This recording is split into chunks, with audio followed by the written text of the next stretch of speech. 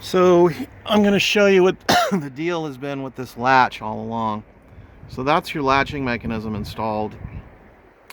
And what it does is I'm going to simulate when the latch comes in contact with the loop down here. As you can see, I'm going to do this. So it'll press up here. And you heard the motor drag it into the latched position. But there's no way when I press the button, which is here, it won't release. Okay? And that's trying two different modules. So I figured I need to make a manual release. There's a lever here. And so what I went ahead and did, I don't know if you can see here, is I drilled a little tiny hole in there. And what I'm going to do is I'm going to run this bicycle cable, and that cable is going to go through the hole. And then I actually had to take a bolt, and as you can see, I flattened the edges. I flattened the shaft down here and drilled a tiny hole. And the idea is that the cable, after going through the hole in the handle, will go here, and I'll clamp it down, and that'll keep the cable from pulling through the hole. And then hopefully I'm going to run this over there toward the driver's rear door, and hopefully when the person does this, it'll release the door. So we'll see. Okay, so the cable and housing idea that I had, where I had a cable running through there and a release, that doesn't work because although it releases it, you have to hold it or pull on it while you're pulling up the door. Otherwise it only releases it halfway. So I kind of went back to the drawing board and decided, let me do this electrically. So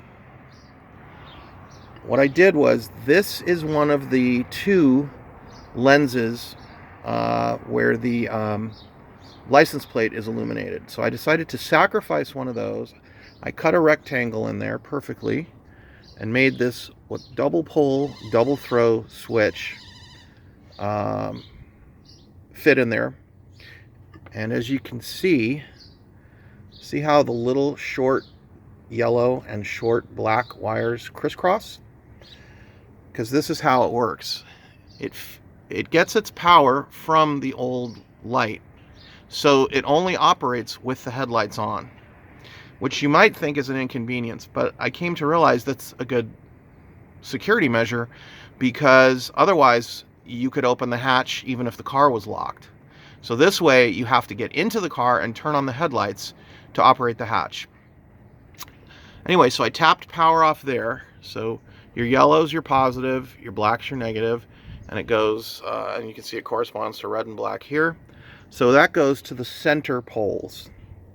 Now when the switch, when these two make when you push the switch this way and these two poles get thrown to here, it's direct contact. In other words, plus goes to plus and minus goes to minus.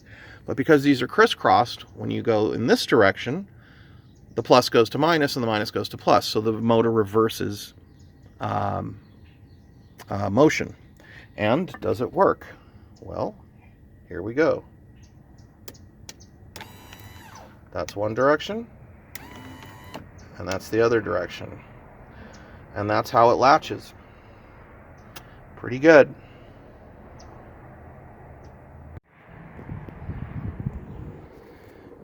Success. Okay, it's locked. Now I press this, and it pops it open.